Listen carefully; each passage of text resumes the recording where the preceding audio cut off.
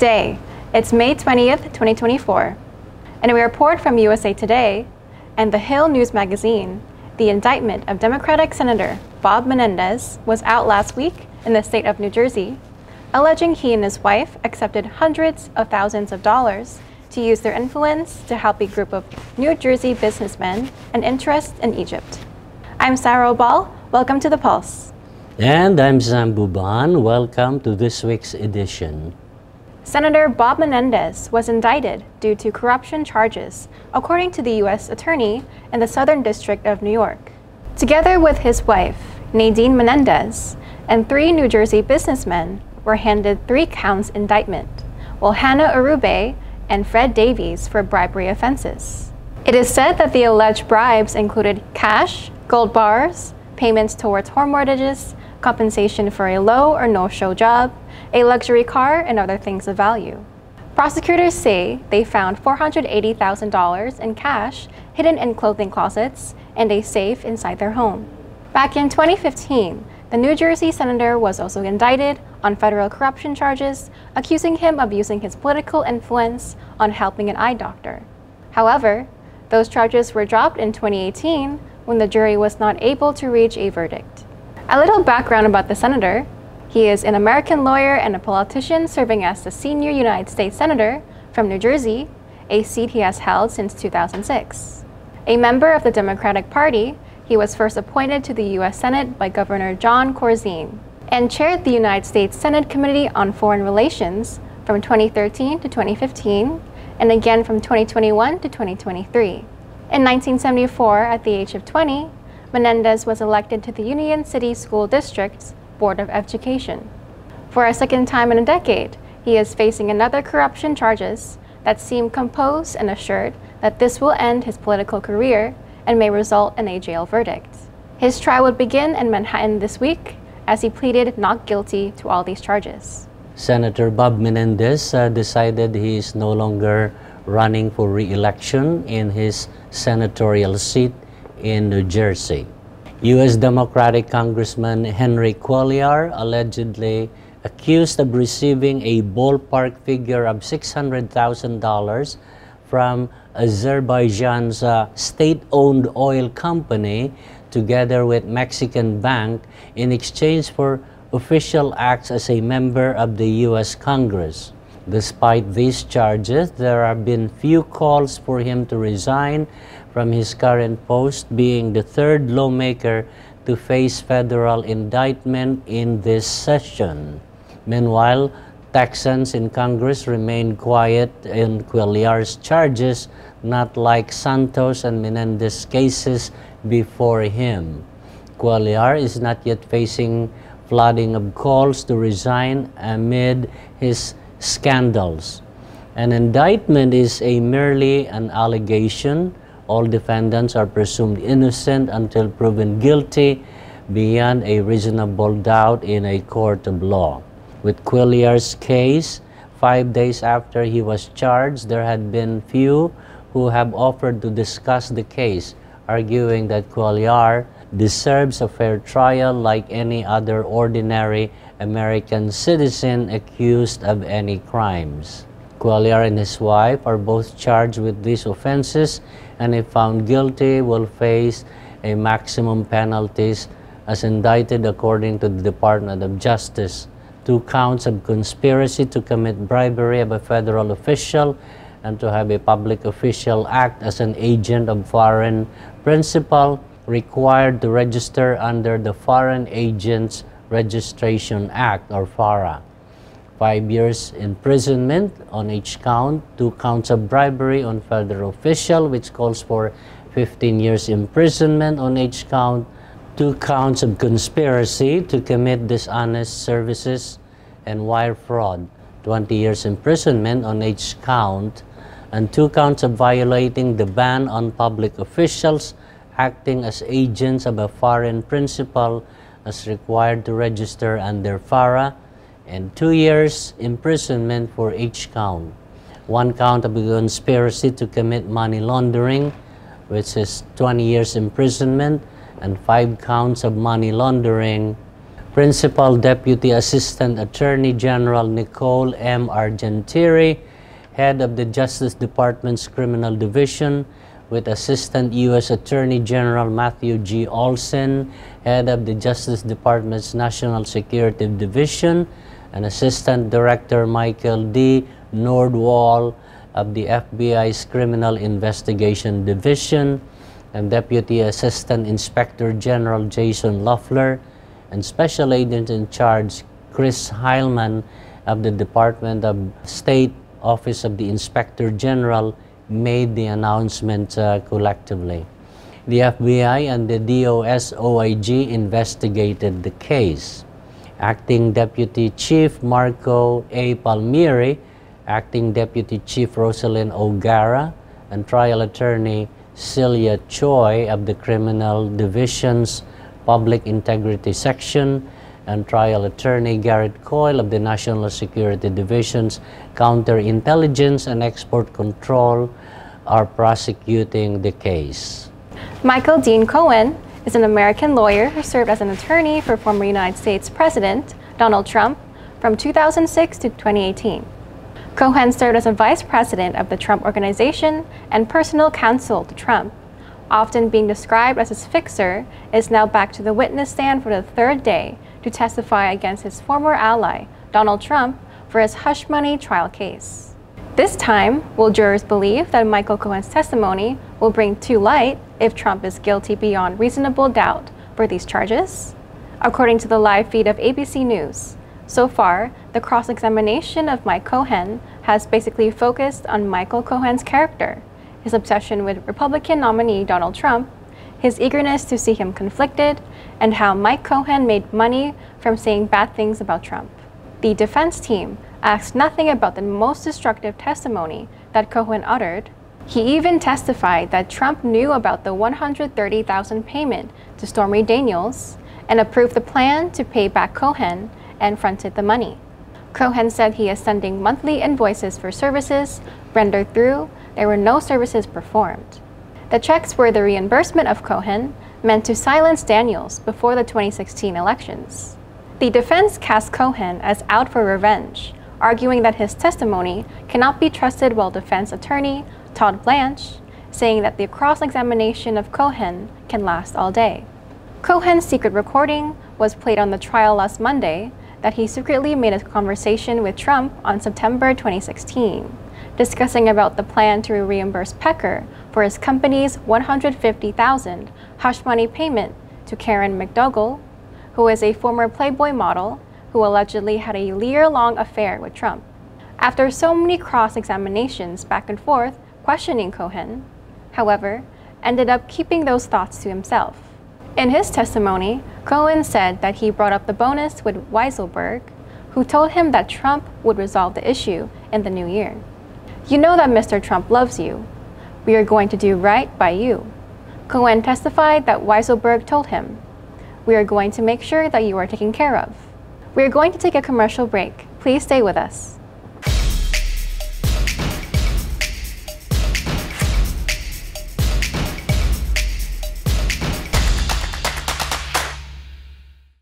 Mambuhay, I am Christian Bishop, candidate for Nevada State Senate in Henderson. As a father to 3 children, family means everything to me. That's why your family means a lot to me. As a small business owner, I know what it's like to sacrifice, build, and persevere, protecting our community, investing in our future, and leading with empathy and foresight to make the right decisions for all Nevadans. In addition to being the sports, gaming, and hospitality capital of the world, let's be number 1 for healthcare and education. I'm Christian Bishop, and I approve this message. Salamat po.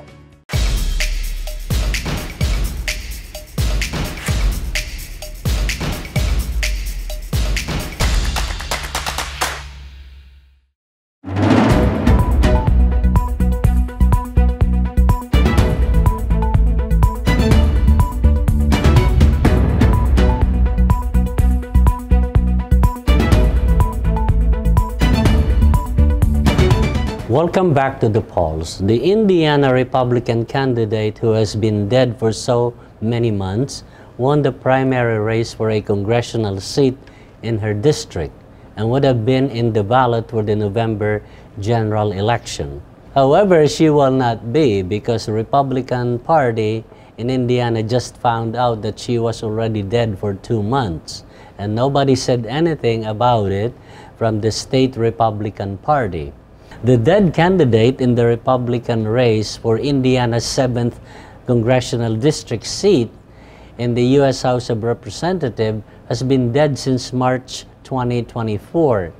According to the results since Tuesday's primary election, Jennifer Pace is leading the race with 31% of the vote, or 7,704 votes, as of Wednesday morning last week.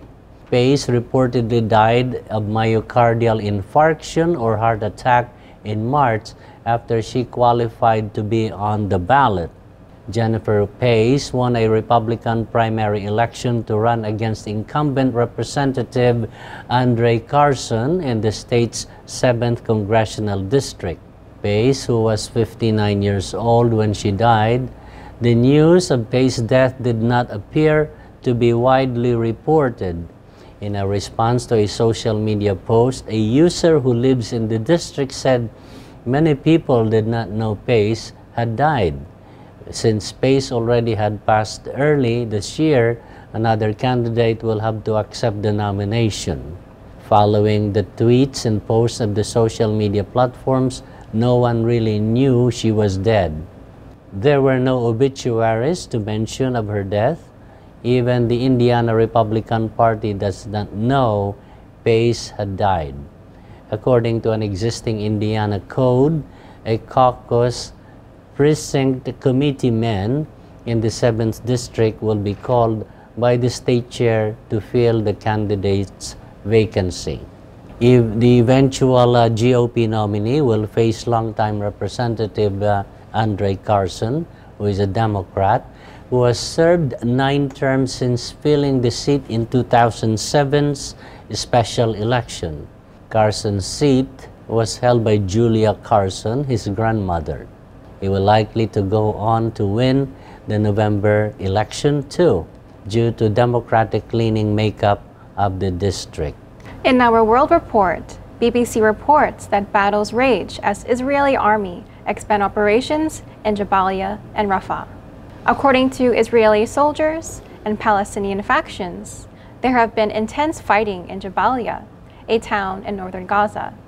Israel's military-stated troops killed a large number of terrorists in Jabalia's refugee camp, while Hamas claimed to have killed numerous soldiers. Tens of thousands of residents have evacuated Jabalia since Saturday, when the military said that it would re-enter the area because Hamas had regrouped. Fierce combat is also ongoing in the southern city of Rafah. According to the UN, about 600,000 people have been displaced from Rafah as of May 15th, with approximately 150,000 having left in the last 48 hours. Supplies and medical services are decreasing as tanks move into densely populated regions and adjacent border crossings are restricted or inaccessible. On Wednesday, troops began an operation against terrorist operatives and infrastructure in the center of Jabalia camp overnight. Over the past day, IDF troops in the area have engaged with intense battles with dozens of terrorist cells and eliminated a large number of terrorists, it stated. By Wednesday last week, Hamas military branch reported clashes within the Jabalia camp, claiming that rebels had targeted Israeli troops with anti-attack rockets and other explosives. On Tuesday, the night before, Gaza's Hamas-run civil defense organization announced the recovery of 5 bodies, including a lady and her kid, killed in 2 Israeli air raids in Sheikh Radwan and another area of Gaza City. According to the World Food Programme's director, an estimated 300,000 people stranded in the damaged region are experiencing a full-blown famine as a result of a lack of relief delivery. The UN and Western nations have warned that an all-out ground attack might result in widespread civilian casualties and a humanitarian disaster. A mosque attack in Nigeria's north injured at least 24 people, including children, according to a report from the Associated Press. At least 24 worshippers, including 4 children, were killed in the northern Nigeria's Kano State after a man stormed the mosque where they were praying early Wednesday morning last week, causing an explosion, according to authorities. The suspect, a 38-year-old Kano native, confessed to attacking the mosque in Kano's remote Gadan village purely in hostility following prolonged family disagreement, according to police spokesman Abdullahi Haruna. The incident sparked alarm in Kano, northern Nigeria's largest state, which had recurrent religious turmoil in the past, occasionally culminating in violence. The police have also blocked off the area while the injured had been taken to a hospital in the capital city of the state. According to the Daily Trust newspaper, attendees were confined inside the mosque, making it harder to escape the explosion. According to the report, the assailant had previously attacked persons in the vicinity over a family issue. The disagreement was over sharing of inheritance, of which those that he alleged to have cheated on him were in the mosque at the moment that he did that for his voice to be heard, the statement from the police said. As the El Niño phenomenon continues to create weather havoc in many parts of the world, river levels are rising again in the flood-prone Brazilian state of Rio Grande do Sul, following further heavy rainfall over the weekend. According to a BBC report, the Taquari and Cai rivers have burst their banks, creating floods in the state's interior. Over 500,000 people have been affected, and 147 people have been confirmed dead as a result of the floods. Rescue workers are still searching for missing people. Rising water levels in the Taquari and Cai rivers, which drain into the Guaiba, are causing major flooding in Porto Alegre, the state capital. Soldiers have been patrolling flooded districts on boats following reports of looting. Brazil's president, Luiz Inácio Lula da Silva, has postponed a planned visit to Chile to coordinate the government's response. The president stated that the emergency money will be made available to reconstruct damaged infrastructure. U.S. President Joe Biden said on Saturday that his administration had been in contact with his Brazilian colleague to provide assistance. Locals with boats have been assisting in the rescue of persons who have been stuck due to the rising water. A witness of the calamity, Ivan Brizola, told BBC News Brazil that despite his inability to swim, he has rescued hundreds of people by kayak. The 59-year-old Porto Alegre resident said he borrowed the kayak to assist locals in nearby Canoas as the water began to flood their neighborhoods. He calculated that the water in Canoas streets was from 8 to 10 meters, 26 to 33 feet, deep in spots. Mr. Brizola and other volunteers were able to transfer individuals from difficult-to-access regions using larger boats. His son thinks that Mr. Brizola has rescued over 300 people and the countless creatures in the last week. Climate matter researchers who study weather extremes have stated that climate change has increased the intensity of the cyclical rains that occur in the area. We are going to take a commercial break. When we come back, we'll be joined here at the studios by Judge Joseph Sciscento as our guest interviewee this week. Please stay tuned.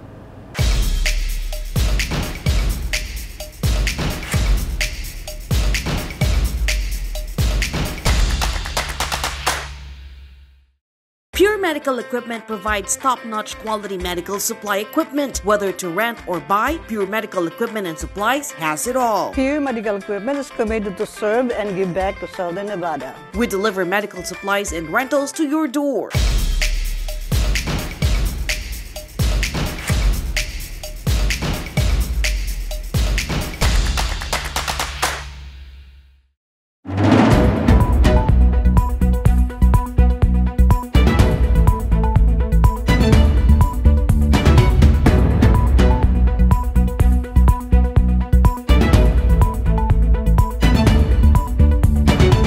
Welcome back to The Pulse. With now here at Film Studios is Joseph Sciscento, who is running for re-election as Las Vegas Justice Court Judge, Department 2. Judge Sciscento, thank you for joining us today. Well, thank you for having me. It would be our pleasure. Judge Sciscento, tell our viewers a brief background about yourself first before I go into some relevant questions. All right. Well, my name is Judge Joseph Sciscento. I'm the current judge in Justice Court Department 2. I moved here to Las Vegas in 1991. I started practicing law in 1991. Oh, okay. I was practicing for about 18 years. Wow. And then in 2009, there were 2 openings for Justice Court, and 29 people applied, and we went through about 3 months of interviews. And the county commissioner then, the group selected 6 people to go on to see about being selected to become the Justice of the Peace. 2 people came out of there, Judge Tobiason and myself. In 2009, I was appointed to the bench. And I ran in 2010, 2012, and 2018 for re-election. And I've been on the bench since 2009. Wow, that's almost a career already. What kind of cases are usually dealt with at the Department 2? We do a bunch of different kind of cases. We had misdemeanor cases. So if somebody gets arrested for a misdemeanor, we do the trial on that without a jury. Yes. If a felony, murder cases, sexual assault, those kind of cases, we do arraignments, and then we do preliminary hearings where we ask the state to present enough evidence to see if a crime was committed and the person may have committed the crime. If we find probable cause, we then send it up to district court for the jury trials. Thank you. I'm being educated right now. Judge, you are running for re-election. This is your 3rd re-election bid, right? Or the 4th? Well, this will be the 3rd full term. Yeah. So when I was appointed in 2009, the statute says you have to run on the first available election. I see. So I ran in 2000, I was appointed in 2009, 2010 I ran, unopposed, and then 2012 was the end of the term. So I ran for a full term from 2012, and then 2018 I ran for another 6-year term. And giving my time on there, this will be my last term. This is it. But this time you have 2 public defenders challenging you. How is this going for you in the campaign? Well, we're out there meeting everybody, talking to all the voters out there, talking to the general public, meeting people in the Asian community, in the Filipino community, you name it. We're out there talking to everybody and just reminding them that I've been on the bench for 15 years. You've been, everybody sees the good things you're doing, I guess, But what changes for the better in running Department 2 you had come up with since being in the bench? Since 2009, there's been a lot of changes. Since I moved here in 1991, boy, we've seen the community just grow. It's expanded. It's amazing. We are towards the end of our interview. What would you like to say to our Las Vegas voters out there? It's your pitch. Thank you. Like I said, I've been on the bench for almost 15 years come July. That's a lot of experience. Prior to even being on the bench, I had 18 years as an attorney here in Las Vegas. I've lived here for 33 years. My children were born here, raised here. My mother is buried up in Yerington, Nevada. I'm a Nevadan. I'm here. We've got a lot of experience I've had on the bench, and it's very important we maintain that experience because we just had 5 new judges come in in the last 2 years. Very well-educated judges, but they're new to the bench. When I first took the bench, even though I practiced for 18 years, I would turn to people who had more time on the bench and say to them, how do you do this? What do you do this? It's a different way of thinking. And it's important that we maintain a balance of getting new judges and judges who've been there for a while. We're going to, in 2 years, we're probably going to give up another 2 judges. They're going to retire. And so to maintain some experience is very important. I could imagine. And the newer judges are very brilliant and very smart, but we have to maintain something where we have some experience and the new people coming in so we understand what the court is doing and where it's going, where it's been, and why we do that. I always tell people, look, I may have gotten more gray hair, but I haven't lost any gray matter. It's so important that we turn to the people who've got the experience and we say that, it's important that we maintain that experience and use that. And that's an important thing to keep on the bench. I agree with you. It's like there's always a saying, I mean, you don't know about these things, ask our older folks. They have the wisdom. They've been through it, It's the same thing with the profession, Yes. Like doctors, young doctors would always, find out or ask questions from, more experienced physicians. So, good point there, Judge. Well, thank you for joining us today here at the Pulse. Thank you very much. I appreciate it. I love this. It was our pleasure. I'm Sam Buban. And I'm Sarah Obal. Until next week, thank you for watching. God bless your week.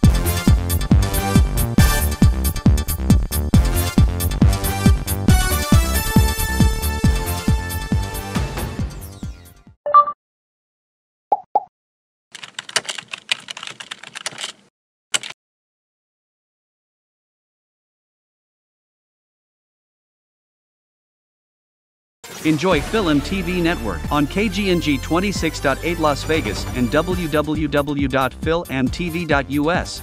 Search for and download FilAmTV Network in Roku, Amazon Fire TV, Facebook,